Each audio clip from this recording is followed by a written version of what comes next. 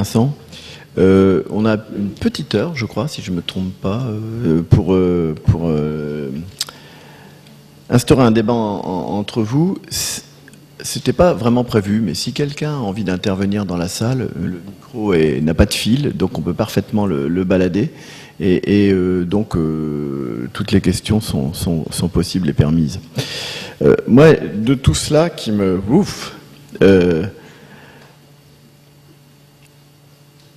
m'interpelle beaucoup d'ailleurs.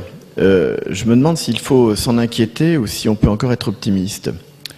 Les droits de l'homme sont-ils encore un principe fondamental? Sont-ils encore universels? Je suis en train de me poser la question. La liberté de conscience à laquelle on était très attaché, me semble-t-il, en France depuis la Révolution française, est-elle devenue un simple principe occidental et non plus tout à fait universel? Est-ce que ça devient un enjeu pour l'organisation de l'avenir de nos sociétés? Est-ce que c'est encore une piste? À vous écouter, on a l'impression que tout est à écrire, et si on ne l'écrit pas, ça peut partir vraiment en vrille, encore plus que ce que nous avons connu au XXe siècle. Et bon, moi, ça m'interpelle un peu parce que j'ai besoin d'être un peu rassuré. Je vais d'ailleurs vous demander, Didier Cassabi, de me répondre un petit peu à tout ça. Vous êtes le représentant de la religion la plus ancienne, dis-je une bêtise? Bon, voilà, c'est ça. Ben, je le prends sur moi et je vous passe la parole pour répondre à cette question. À mon avis, sans effectivement répondre à cette question-là, à mon avis, l'enjeu est majeur. Vous savez, je me suis toujours posé une question. Dans le récit biblique, des fois, on pourrait espérer que ce soit un récit un peu bonifié, sublimé, en laissant de côté toutes les apparences négatives ou violentes de la race humaine. Quelque chose, voilà, un joli texte bien présentable, bien rose, qui montre la création du monde jusqu'à la mort de Moïse, etc. Et pourtant, ce n'est pas le cas. Ça veut dire que l'enjeu de l'altérité, l'enjeu du respect de l'existence de l'autre est un enjeu qui est présenté dans la Bible, en réalité, depuis le début.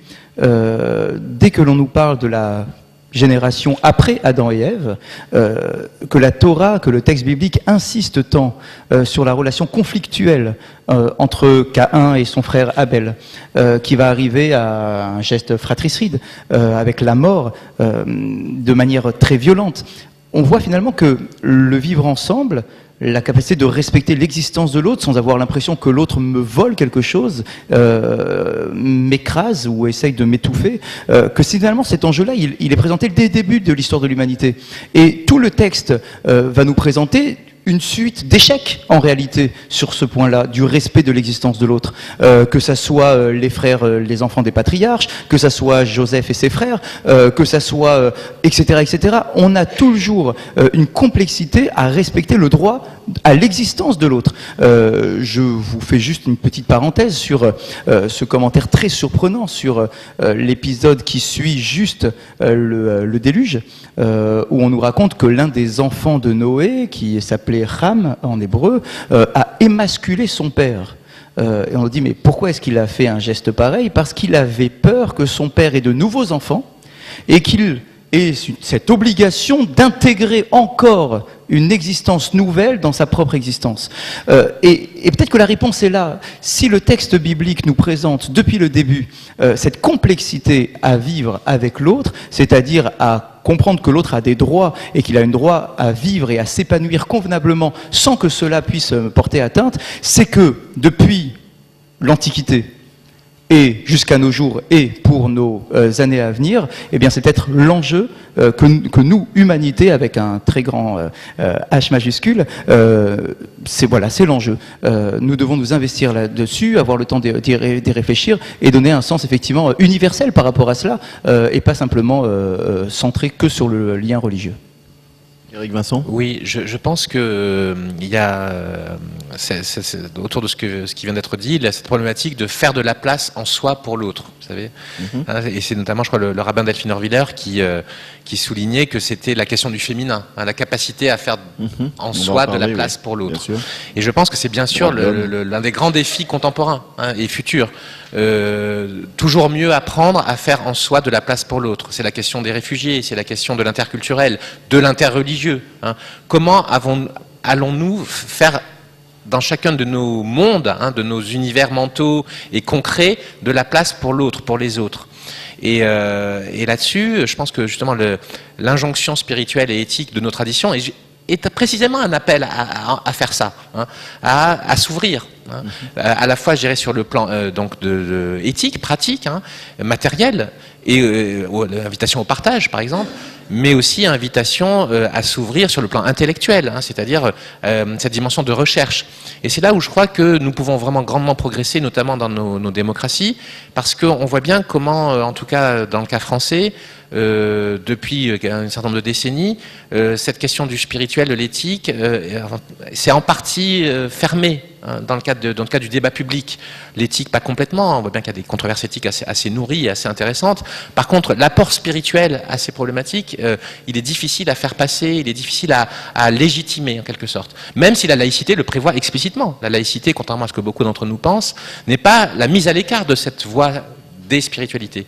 Mais je crois qu'on pourrait là faire plus de place dans le débat public à l'apport de nos traditions, dans une logique justement d'intégration réciproque des traditions religieuses et de la vie démocratique, et que ça aurait un effet de pacification et d'enrichissement collectif tout à fait appréciable. C'est-à-dire que peut-être que la démocratie en France s'est-elle construite ou a dû se construire contre, entre guillemets, l'emprise sur la société d'une religion et d'un absolutisme.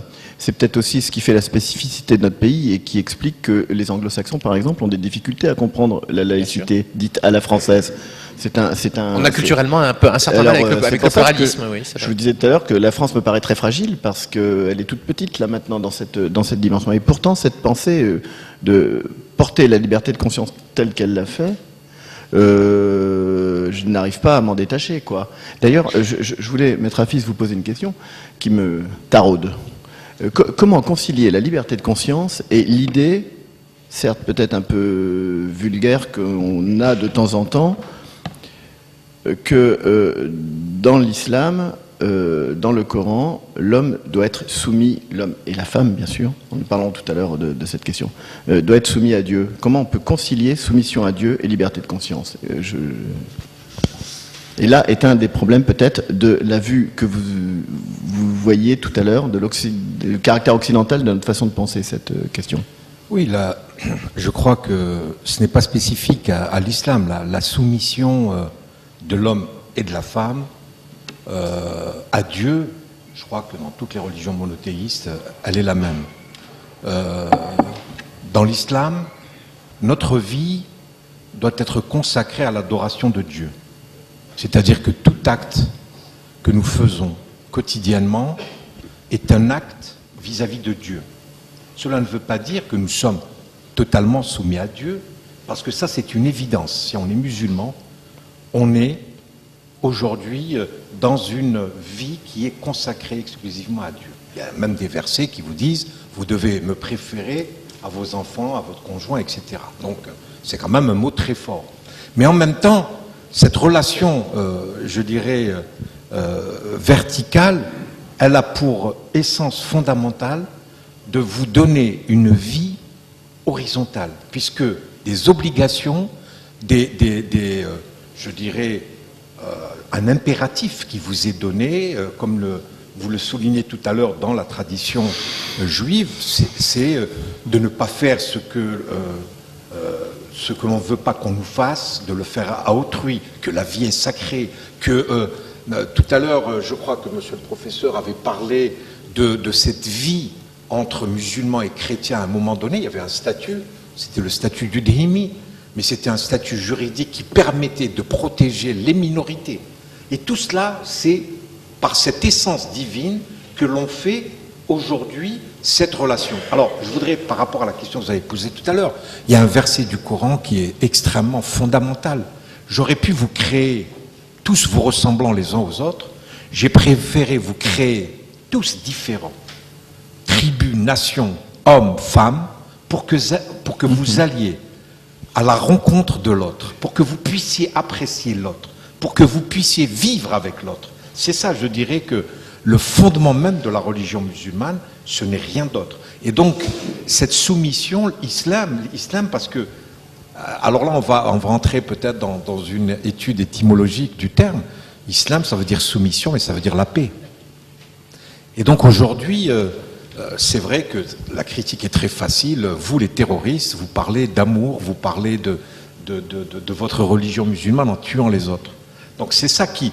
Nous, en tant que musulmans, nous sommes les premiers à être le plus touchés par ce qui se passe, par ces actes terroristes. Lorsqu'on a vu ce qui s'est passé au Bataclan, à l'Hypercacher, à Charlie Hebdo, toutes ces questions-là qui sont aujourd'hui, vous imaginez, nous, êtres humains, il y a des criminels qui, au nom de notre religion, tuent autrui. Et ça, c'est complètement terrible pour nous. Parce que lorsque nous allons essayer de comprendre et d'essayer de comprendre quelque chose et de l'expliquer, on va aller vers ce Coran qui est si décrié aujourd'hui, parce qu'il y a plusieurs interprétations. On le sait très bien aujourd'hui, n'importe qui sait que la révélation par l'ange Gabriel ne s'est pas faite comme ça, pof. Elle s'est faite en des années et des années, au moment où le prophète de l'islam se trouvait confronté à des situations où il y avait une révélation. C'est pour ça peut-être que souvent on considère qu'il y a des versets contradictoires, mais pas du tout. Et c'est là où il faut faire la recherche. Et puis tout à l'heure, ce que vous disiez sur... Quand on lit le Coran, moi-même, j'ai peur. C'est-à-dire qu'il y a tellement de choses négatives. Parce qu'effectivement, je crois qu'il faut creuser un peu pour aller chercher le côté subliminal des choses et aller véritablement chercher, dans cette religion comme dans les autres religions, si vous voulez, le suprême même de ce qu'est la vie religieuse musulmane. Je rappellerai simplement que l'islam est la dernière révélation. Il y a, je ne sais pas si dans cette salle, certains, bien évidemment, doivent la connaître, mais il y a une sourate qui s'appelle Maryam. Sourate Maryam, c'est Marie.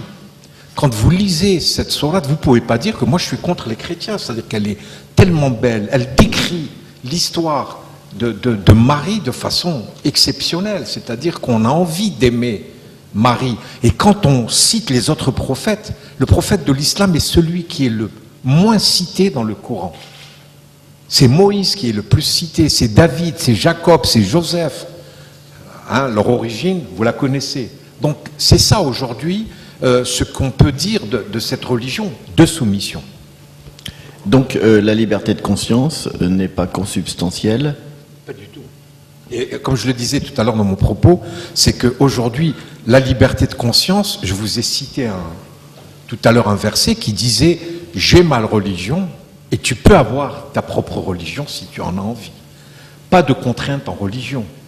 C'est des versets fondamentaux que je n'invente pas. Vous pouvez aller les consulter pour montrer que la liberté de conscience, elle est fondamentale. Je vous ai dit, il y a un point qui peut-être aujourd'hui, parce qu'il n'est pas clair, et moi je voudrais aujourd'hui que les chercheurs musulmans puissent véritablement se pencher, parce que nous sommes aujourd'hui dans un monde qui est le petit village planétaire où nous parlons tous du même sens. Et moi je pense qu'aujourd'hui, parler de cette aventure humaine, comme l'avait cité tout à l'heure le professeur Zuber, moi j'y crois à cette aventure humaine, parce que pour moi, l'universel, il est là. Nous avons des religions, nous avons des traditions, nous avons des cultures différentes, mais l'homme est l'homme. Et à partir de là, je pense que nous devons absolument être à la recherche de cette question. Et si j'ai envie de changer de religion à un moment de mon parcours humain, je peux le faire.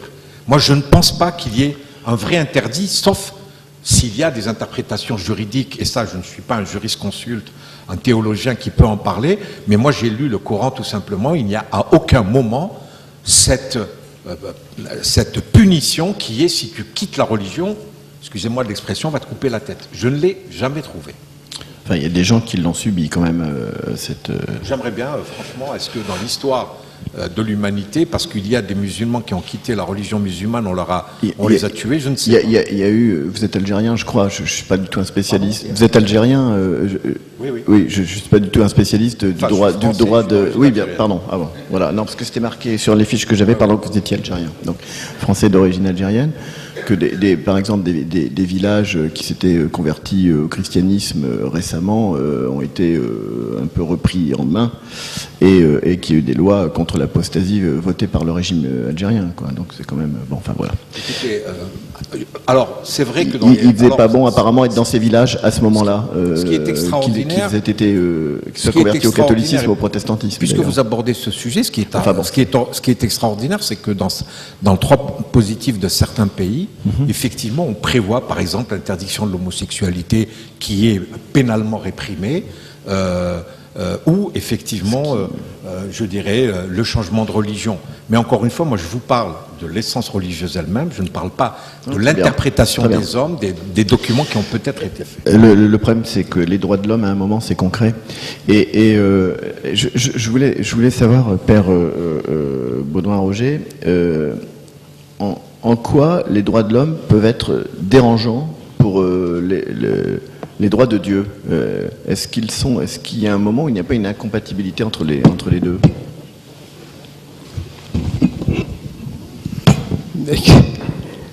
Je pense que dans la vision chrétienne, Dieu est le Créateur. Il a voulu l'homme libre. Et donc, le respect que Dieu a de la liberté de l'homme, il est absolu. Et d'ailleurs, le respect que j'ai évoqué de l'Église à l'égard des libertés des croyants, quelle que soit leur conviction, il est en particulier référé au respect que Dieu a de la liberté des hommes. Si Jésus accepte de mourir, c'est bien que Dieu laisse les hommes aller jusqu'à tuer son propre fils. Et dans la religion, dans la perspective chrétienne, Dieu est un Dieu d'amour qui laisse l'homme libre au risque, avec tous les risques associés. Donc en ce sens, je ne vois pas en quoi les droits de l'homme peuvent se retourner contre Dieu, dans la mesure où, à la limite, il en est l'auteur de l'homme.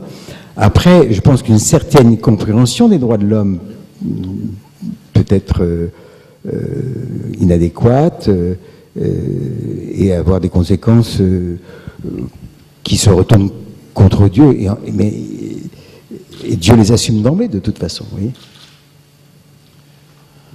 Jean-Paul Willem, sur cette même question.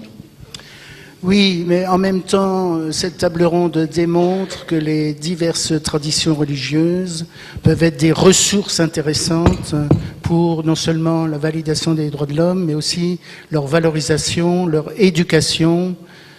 Car les droits de l'homme, déclaration universelle, si c'est une déclaration qui reste en l'air, c'est de l'universalisme abstrait. S'il n'y a pas des traditions, des vecteurs capables de porter cette déclaration universelle des droits de l'homme, elle est très fragile. Autrement dit, une déclaration universelle, il ne faut pas tomber dans l'universalisme abstrait, elle ne peut être implantée, elle ne peut être portée que par des traditions particulières. Pour reprendre une formule facile, mais qui en dit long, il faut des racines pour avoir des ailes. Autrement dit, il faut être inscrit quelque part pour pouvoir ensuite, à partir de ce quelque part, se faire le promoteur de valeurs universelles. Il y a une formule que j'aime bien d'un écrivain portugais, Miguel Torga, qui dit ceci: l'universel, c'est le local moins les murs. Autrement dit, c'est être enraciné quelque part et à partir de là, pouvoir s'élever à l'universel.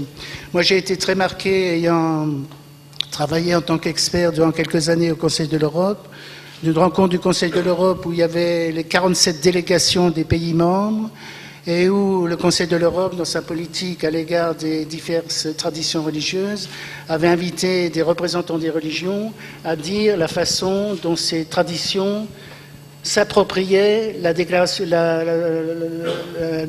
européenne des droits de l'homme. Et donc il y a eu un imam, il y a eu un rabbin, il y a eu un orthodoxe, un protestant, un catholique, un juif, qui est venu témoigner devant l'Assemblée des 47 délégations comment, à partir de sa tradition, il s'appropriait les droits humains fondamentaux. Le Conseil de l'Europe organisait ceci avec une règle déontologique précise. Nous accueillons les ressources des religions par rapport aux droits humains fondamentaux, mais nous l'exerçons dans le cadre du respect de l'état de droit, des droits humains fondamentaux et de la démocratie. Autrement dit, il y avait des prérequis pour participer à cette table ronde, et le Conseil de l'Europe insistait sur le fait que, par exemple, s'ils acceptaient d'organiser des colloques, des rencontres avec les responsables religieux, il fallait qu'il y ait, par exemple, des hommes et des femmes. Il ne fallait pas que les religions soient seulement représentées par les clergés, mais également par des laïcs de différentes sensibilités. Alors, cette expérience, cette scène internationale à l'échelle européenne, ça peut produire des choses tout à fait intéressantes, même interpellantes, car il se trouve que j'ai participé à un colloque organisé par le Commissariat aux droits de l'homme sur précisément droits humains et religion au Conseil de l'Europe, alors que le Conseil de l'Europe était sous présidence russe. Je dois dire, et si vous pouvez m'aider à interpréter cette prise de position, parce que j'ai assisté dans l'enceinte du Conseil de l'Europe à une mise en cause de la Convention européenne des droits de l'homme par des métropolites orthodoxes russes, dénonçant cette déclaration comme étant individualiste, hédoniste et matérialiste, et que c'était une vision occidentale des droits de l'homme. J'aimerais vous demander comment on peut interpréter cette prise de position orthodoxe. Même pas besoin de poser la question. Qui avait créé quelques surprises et quelques discussions dans l'enceinte même du Conseil. Alors, c'est une question qu'un chrétien pose à un autre chrétien, donc. Hein. Oui, non, mais il faut comprendre que le monde orthodoxe est organisé de manière extrêmement éclatée, ce qui signifie que, bien sûr, il y a beaucoup de liberté, mais ça veut dire qu'il y a des opinions qui peuvent être contradictoires l'une par rapport à l'autre. Si vous regardez, quand on regarde l'orthodoxie de l'extérieur, évidemment, on a le sentiment d'un ensemble cohérent. Si vous entrez à l'intérieur, vous voyez c'est un monde qui est traversé par, on peut dire des contradictions, mais ça peut aussi prendre une signification d'un débat. Le monde orthodoxe continue la vieille tradition du monde hellénique, c'est-à-dire d'un monde organisé sur la base de localité et organisé en réseau. Bon, donc ça signifie que l'unité existe, mais c'est une forme d'unité qui n'est pas du tout administrative, politique. Donc, dans le monde orthodoxe, vous pouvez trouver les meilleurs et les pires. Oui, comme partout. Je voulais ajouter un autre point, je l'ai juste mentionné, mais ça me paraît fondamental. On ne respecte pas spontanément les droits universels proclamés en 1948. Cela demande une éducation, cela demande une formation. Et donc, il y a une importance très grande qu'à l'école, il y ait une éducation aux droits humains fondamentaux, avec une ouverture à l'universel, aux différentes cultures et civilisations. Il faut aussi qu'il y ait d'autres vecteurs de formation à côté de l'école, bien entendu les familles, les associations, les groupements intermédiaires. Ça me paraît extrêmement important car il faut considérer cette déclaration universelle qui a émergé dans des circonstances particulières. Je suis allé jusqu'à dire dans un écrit sur cette question, ça me faisait penser un petit peu à Alfred Loisy qui disait « Jésus a prêché le royaume, c'est l'Église qui est venue ». Et j'avais fait un parallèle, sans doute osé exagérer. Oui, il y a eu des professions de foi sur la Déclaration universelle des droits de l'homme en 1948, et c'est la bureaucratie onusienne qui est venue. Alors effectivement, il y a la dialectique entre le moment instituant et ensuite l'institué, avec toutes ses limites. Et il est facile de critiquer les institutions une fois qu'elles sont construites et qu'elles peuvent s'encrouter incontestablement. En même temps, c'est un bien extrêmement précieux Et ça a été rappelé par le président Larcher, le fait que cette déclaration universelle, il y a eu des abstentions, il n'y a pas eu d'opposition. Et ça, c'est un événement extraordinaire, marquant, historique, qu'il faut savoir relayer en expliquant comment il a été construit. Autrement dit, les droits de l'homme, excusez-moi de l'expression, ne viennent pas du ciel. Il faut montrer comment ils ont été construits dans l'histoire, avec l'apport des traditions religieuses et l'apport des traditions philosophiques, contestant aussi les prétentions religieuses, mais qu'il est important de dire d'où l'on vient pour pouvoir aller de l'avant à partir de ce que nous sommes. Un mot à votre voisin Éric Vincent, puis après je ne veux pas terminer avant de poser la question qui fâche. Ouais. Mais je voulais juste développer ce que vient de dire Jean-Paul Willem en remarquant à quel point je dirais, ce travail aussi de mise en dialogue des traditions religieuses et des droits de l'homme reste en grande partie à faire.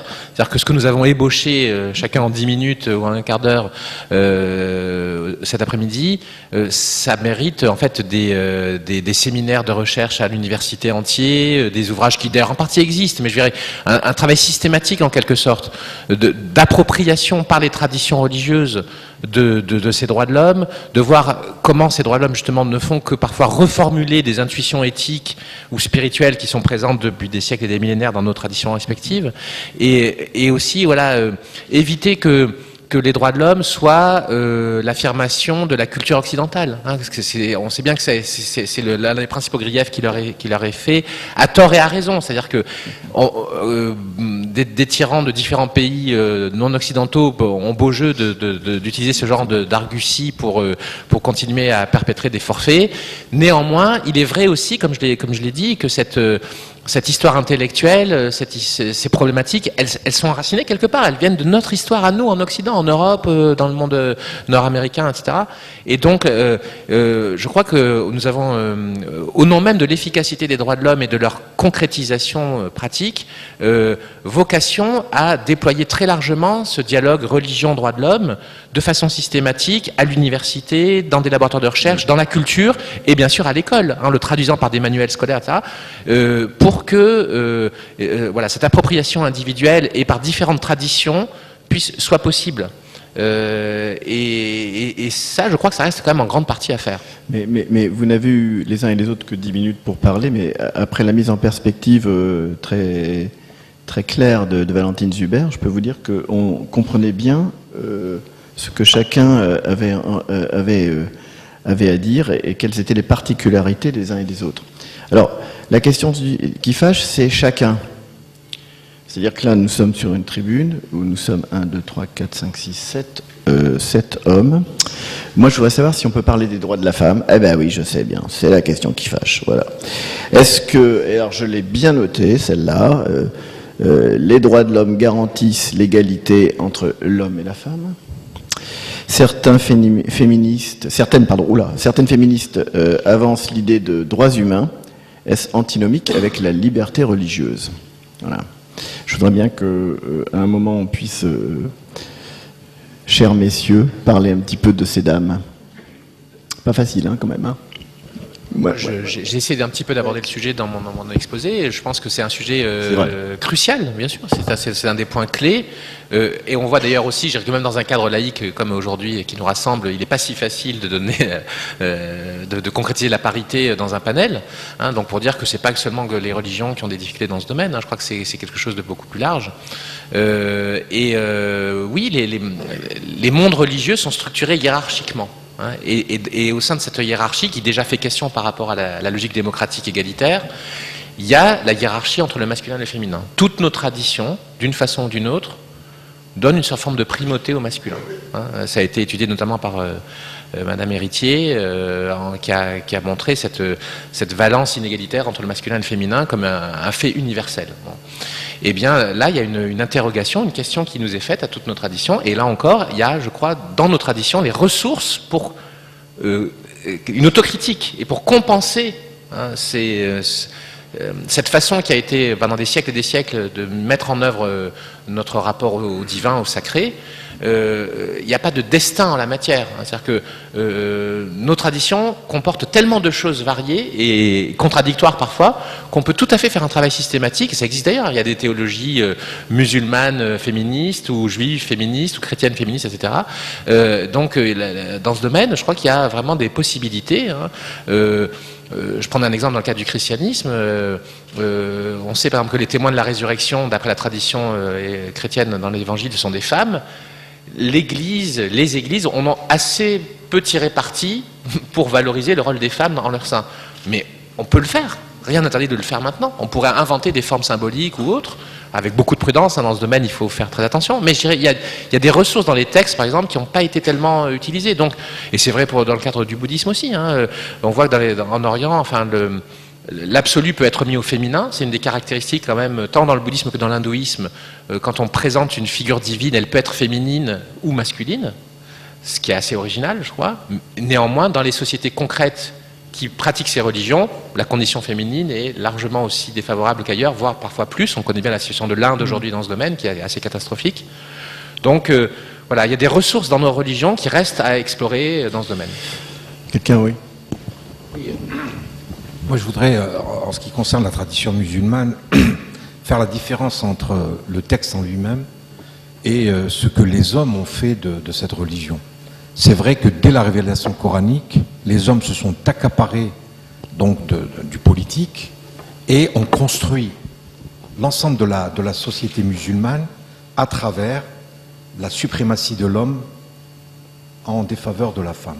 Mais quand vous partez sur le texte en lui-même, le Coran, comme je vous le disais tout à l'heure, je ne pensais pas que vous alliez poser la question de la femme, mais j'ai dit que le Coran a donné un statut juridique à la femme dans le Coran, que la femme était sujet de droit, qu'elle pouvait avoir un patrimoine, qu'elle pouvait en user sans en référer à son conjoint, puisqu'on parle de... Et c'est vrai que dans la religion également, à un certain moment, l'homme a le droit à 4 femmes, ce qui n'est pas le cas de la femme par rapport... Et encore, parce que c'est un verset qui souvent, on l'arrête avec un point-virgule, parce qu'effectivement, la société avant anté-islamique, elle était comme cela.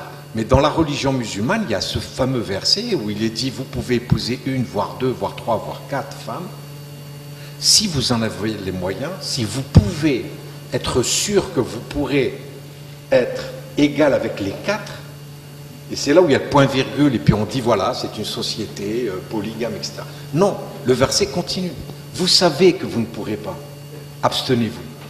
Voilà tout le verset. C'est un peu cette question de l'interprétation. Les hommes ont dominé la société musulmane, je pense, comme dans les autres civilisations, la civilisation occidentale. Moi, je dirais aussi qu'en 1948, lorsqu'on a fait la Déclaration universelle des droits de l'homme, et pas des droits de l'homme et la femme, donc on était toujours dans cette espèce je dirais, de suprématie de l'homme par rapport à la femme. Moi, je crois que c'est ça qu'il faut faire comme travail. En tout cas, les musulmans, c'est un peu ce que nous essayons de faire, parce qu'effectivement, tout à l'heure, vous donnez l'exemple de l'Algérie. Aujourd'hui, en Tunisie, par exemple, il y a une loi qui vient d'être prise pour rendre égale la succession entre hommes et femmes. Absolument. Alors que là, il y a un verset du Coran qui donne la suprématie. Alors, c'est également assez discutable parce qu'on dit ça concerne les enfants, garçons et filles, la fille aura la moitié du garçon. Mais quand vous allez après vous parler de l'épouse, de la mère, etc., vous allez voir que ce n'est pas aussi, je dirais, discriminatoire par rapport à la femme. Je terminerai par cela. Pendant la vie du prophète, il y avait des femmes qui étaient théologiennes. Son épouse Aïcha, à elle, était une théologienne de très haut niveau. Quand vous prenez au Maroc la mosquée de Fès d'Al-Qarawiyyin, elle a été fondée par des femmes. Et donc toutes ces questions montrent que la femme musulmane, malheureusement pendant la vie du prophète, ont été des femmes, des citoyens à part entière dans la communauté musulmane de l'époque. Aujourd'hui, en 2018, on ne pourrait pas le dire dans les pays musulmans, malheureusement. Non, mais dans les années 60, en France, une femme ne pouvait pas ouvrir un compte bancaire sans l'assentiment de son mari. Bon, jusque que dans les années 60, donc les leçons à donner. Non, mais quand vous évoquez ce verset, je veux pas être... Mais en fait, ce verset ne peut quand même pas s'inverser, quoi. On peut pas dire à un moment concevoir qu'une femme puisse concevoir, qu'une femme puisse avoir 1, 2, 3, 4 maris, puis si elle n'a pas les... Ben non, finalement, faut... vous voyez ce que je veux dire. Bon, bon. Et puis, est-ce que le monde n'a pas été matriarcal à un moment? Comment vous pouvez nous... il y a maintenant des femmes qui sont rabbins.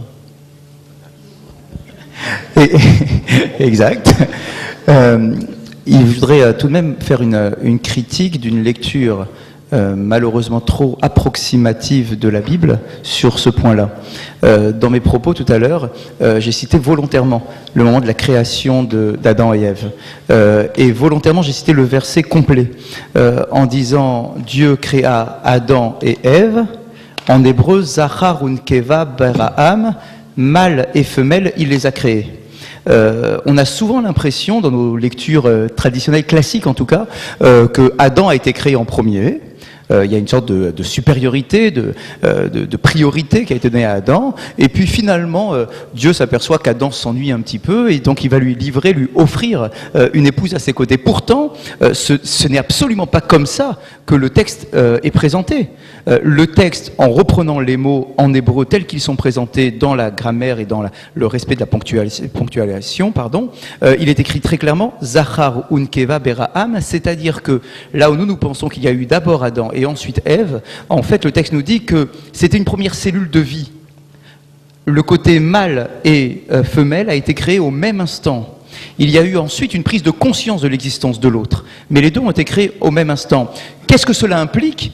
Pas simplement pour un fait historique, peu importe le fait historique, mais qu'est-ce que cela implique dans notre approche, dans notre réflexion sur le sujet? C'est qu'à partir du moment où l'homme n'a pas été créé en premier par rapport à la femme, que la femme n'a pas été offerte, entre guillemets, au service de l'homme, c'est que les deux ont été créés en même temps et que l'un vient compléter ce que l'autre amène et le manquement que l'un peut ressentir vis-à-vis de l'autre.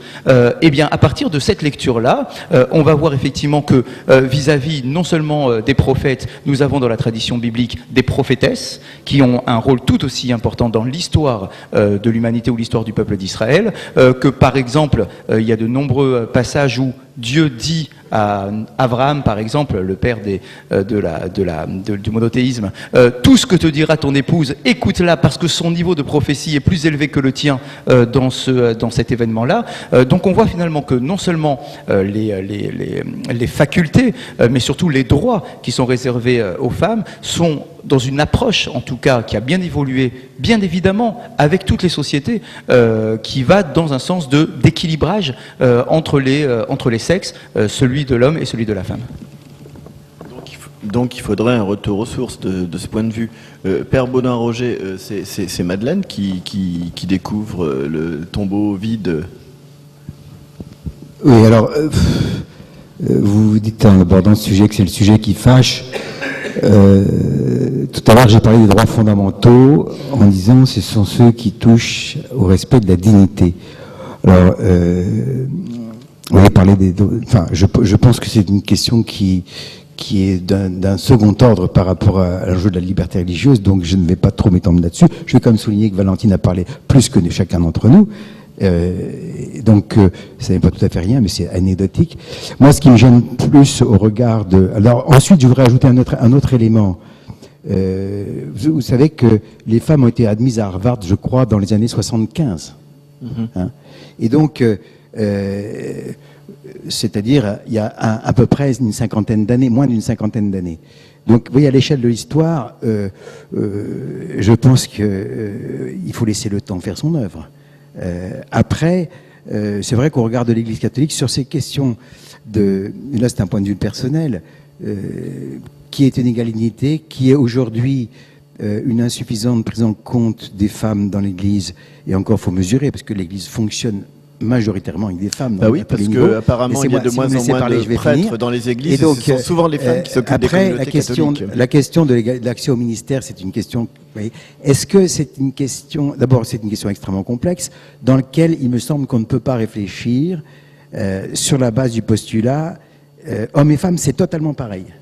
Si on dit homme à femme, c'est dans le pareil, à ce moment-là, on peut se poser la question. Mais je ne suis pas sûr que ce postulat soit tenable. Donc, ça nous renvoie à la question beaucoup plus fondamentale. Qu'est-ce qui fait qu'un homme, et qu'est-ce qui fait que hommes et femmes sont distincts, complémentaires? Quelles sont les spécificités propres à chacun? Alors, moi, je voudrais plutôt parler de la liberté religieuse, si vous me permettez, parce que je trouve que c'est une question tout à fait fondamentale. Et je dois dire que je pense que je suis un petit peu mal à l'aise avec le discours que j'entends à plusieurs reprises.